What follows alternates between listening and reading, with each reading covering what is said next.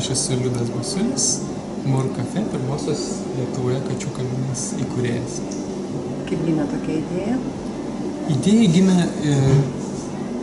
prisižiūrėjus internete nuostabių vaizdelių apie tokias kavinės Japonijoje. Ir pagalvom, kad visai būtų įdomu kažką tokio turėti ir Lietuvoje. Štai turime. Gerai, kokios sąlygos? Kaip lankytojai gali čia apsilankyti, tai kaip matote yra erdvė, kur yra kavinukė, užsisakyti galima kavos, užkandžių, salotų, saldumynų. Ir turime kačių kambarį, kur gyvena katės ir čia įsigyja žmonės už 10 litų kažkokiu tai mūsų siūlomų užkandžių, gali nueiti į kačių kambarį, jeigu tenais yra vietos, nes dabar susidomėjimas didelis. Rezervavosi žmonės iš anksto telefonu ir keletą dienų turbūt bus toksai intensyvus ganėtinai tenais gyvenimas. Tai labiau šventinis savaitgalis? Taip, rytoj laisvadienis, tai rytoj irgi laukiam visų. Rytoj yra šiaip laisvo laiko, tai tikrai galima rezervuotis ir apsilankyti. Jau tikimės, kad ir kačiukai apsipras šiek tiek labiau, bus draugiškesni, ne tik tais slapstysis, bet ir išeis pažaisti su lankytojais. Gerai, o iš kur šitie kačiukai? Jie yra iš prieglaudos. Iš prieglaudų mes su keliom prieglaudom bendradarbiaujam, su naminuku, su gyvybės vagonėliais, su dar keliom prieglaudom, tai jie tiesiog parinko tokius katinus, kuriuos jie manė čia bus galima laikyti. Jie bus draugiškesni, labiau komunikuos su žmonėm ir tarpusavyje. Ir svarbiausia, aišku, kad būtų sveiki, paskiepyti ir jokiom lygom nesirgtų. Tai tokius katinus mums pasiūlė, mes juos priėmėm.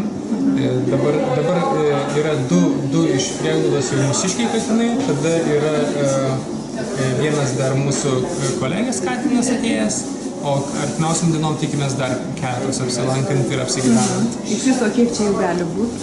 Na, planuojam, kad taip vietos yra 5-6 galbūt, nes turi jie tą kambarį, kur yra galimybė jiems pasislėpti nuo per didelio dėmesio, tai tenais jau turbūt daugiau negu 5 jau nebebus vietos, tai taip ir orientuojamės į tokį skaičių.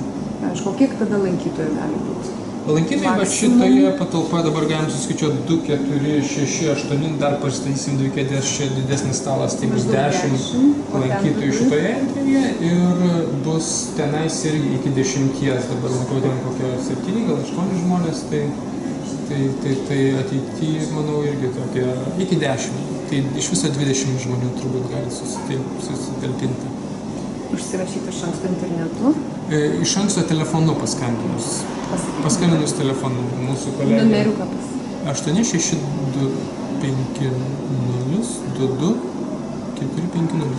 Taip, turime antbačius, tai tokią dieną kaip šiandien, kur yra sausa laukia, tai aišku, jie nelabai yra aktualūs, nes purvas labai nesineša.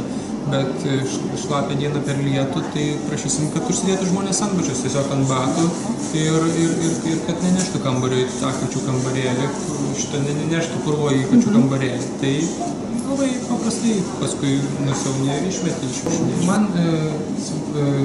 dabar, kol dar katinukas, tas vienintelis, kuris išlindęs į viešumą ten viršui guli, tai tas nekliūna už akių, aišku, kad svarbiausia, kad žmonės nuėję tenais gražiai elgtųsi su gyvūnais ir kad tikrai jie nesijaustų skriaudžiami, kad visi labai draugiškai su jais bendrautų ir nebūtų jokių tampimų už uodegų ir panašių dalykų. O maži vaikai? Labai prašysim tėvelių, kad atsivedę mažus vaikus, jie juos labai prižiūrėtų ir stengtųsi, kad tikrai maži vaikai irgi būtų mokomi nuo pat mažens, kaip elgtis su gyvūnais gražiai. Gerai, o savanoriai dabar?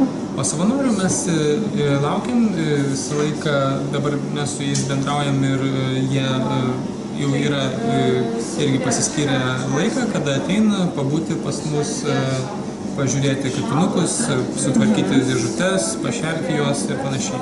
Čia pirmas jūsų toks dalykas? Taip, čia yra pirmoji tokia eglutė. Baldai tai yra pirkti tiesiog iš parduotuvės, bet parinko visą dizainą, tai mūsų partneriai Partizano reklamos agentūra.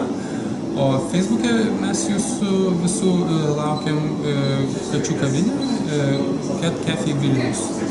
Ir tenais bus